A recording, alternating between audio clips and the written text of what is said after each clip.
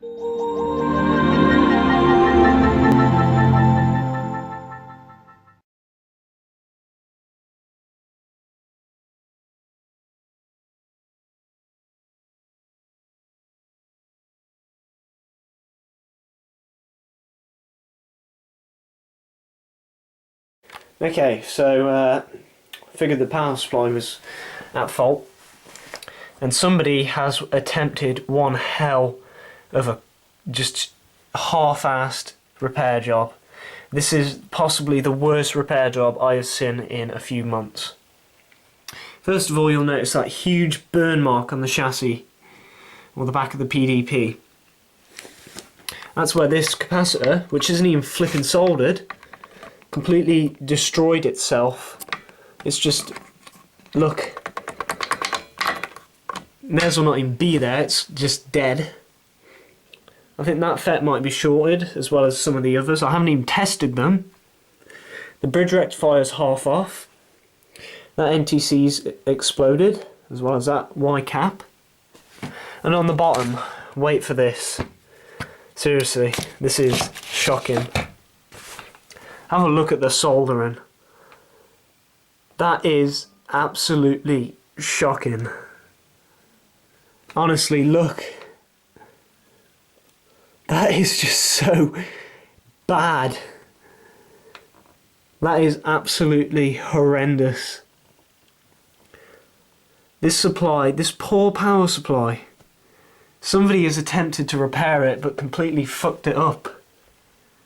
So before I repair this, here's a look at the soldering. Absolutely horrendous.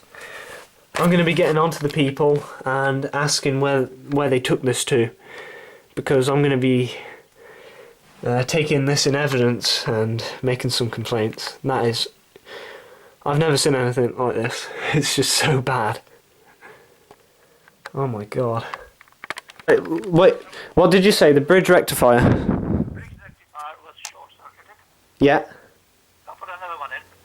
The capacitor at the end of the, if you look at the top from the front. Yeah, the polycap. 0.01 or something was burned, big hole in it. Yeah. Yeah. So the burnt one, I put another one in, but it still didn't work. So Yeah. I took the new one out from it and left the hole. It may be that hole is still there with the capacitor. Yeah, it's completely destroyed. Which was in, was all corroded, burnt. Yeah. I couldn't put that back in it. The rectifier I left in, the bridge rectifier. Yeah. Right, and the fuse, I can't remember the fuse, but sometime, for testing purposes, I got a test thingy here which I plug into the fuse box. Right? Yeah. It sets the current, and if it's too much current, before instead of blowing the fuses, it gives me an indication that something drawing too much current, some not listing fuses. So about the fuse, I do not know if I put a fuse in it, which was handy there. Yeah. Open circuit, it might be open circuit fuse anyhow, because I picked the one which was open circuit anyway. Yeah. It was blown out, the one which was in was blown out. Okay? Yeah, that's exactly why I was trying to find out who repaired this, because that's my main cause of concern, is that it's completely almost dangerous, you know.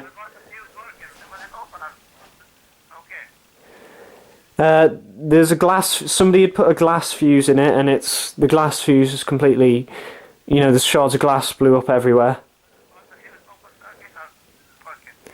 The fuse, the one in the centre, which is the fuse for the VS. Remember, the one which was soldered, it was dropping off in the middle.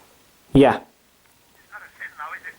It was dropping off. I tried to squeeze it, it was still dropping off. So I soldered it. Yeah. The right fuse. It's the fuse which belongs to the board. No, it's not blown. Yeah, it needs to be a ceramic fuse for that type of application.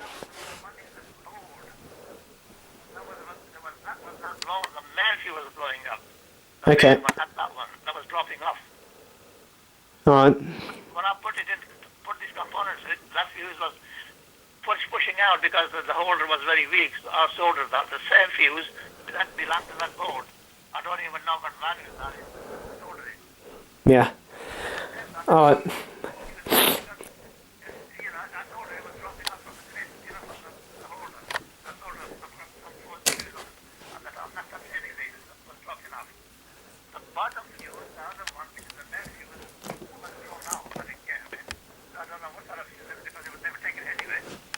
Yeah. I'm going to put the stuff using it or whatever, it's completed, but the capacitor was not fitting it. I don't think we're not fitting it, not one, they're not completely burnt out. Yeah. The hole is still there. And that's the reason, you think, why did they bring it? It was faulty on it.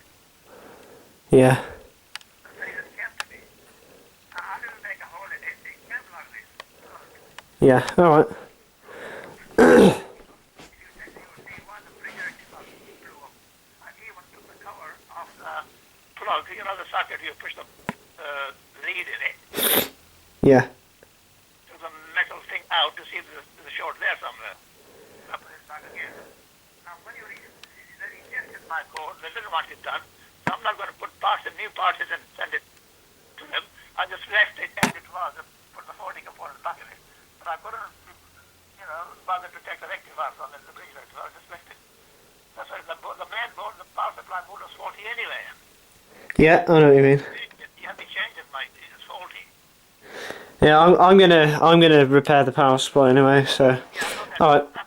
Yeah, the fuse in the middle is soldered because it was dropping off. It's the right fuse, okay? That was belongs to that. If you don't believe me, come here. I got some panels. You can see the fuse. No, that's all right. The capacitor, was the capacitor a blue capacitor? Was it in or not? No, there's no lead connected to that cap. It's dead. It's just it's. The blue capacitor was burnt. One of the pins was burnt where the hole is. Yeah. I don't know whether I put the 40 back in or not.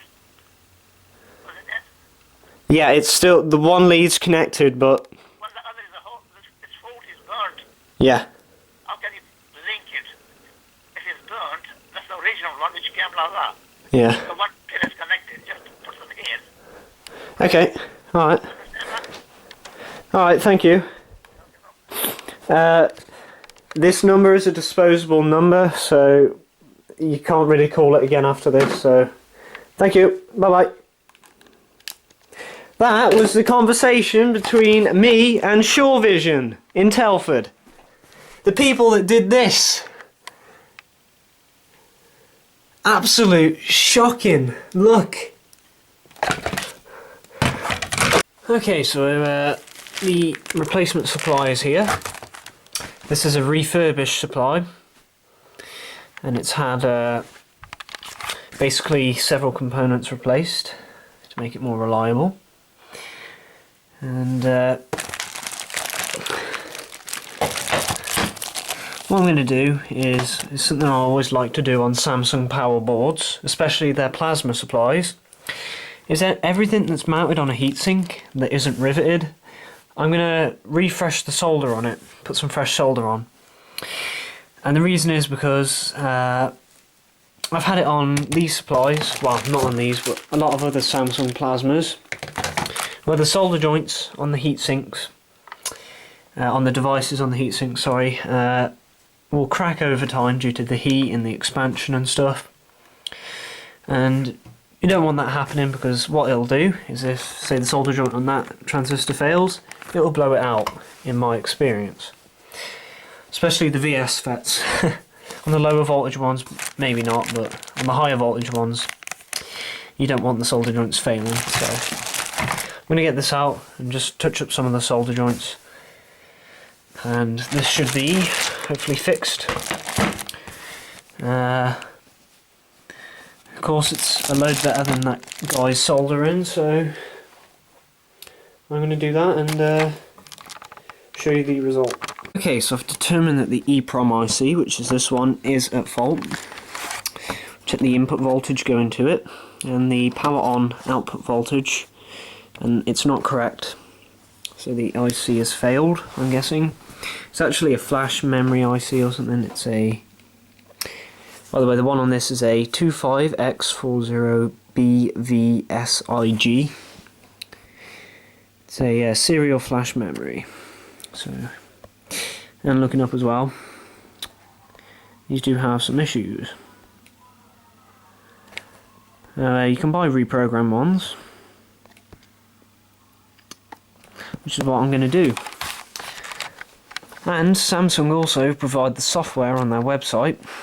So if I do need to flash the software, which possibly I might have to, can put it on a USB stick, change it to the right format, plug it in the USB, and the TV should start in the service mode, and I can flash it that way. I'm going to need to replace that EEPROM IC, and that should hopefully fix this TV, so I'll do that and we'll see what happens.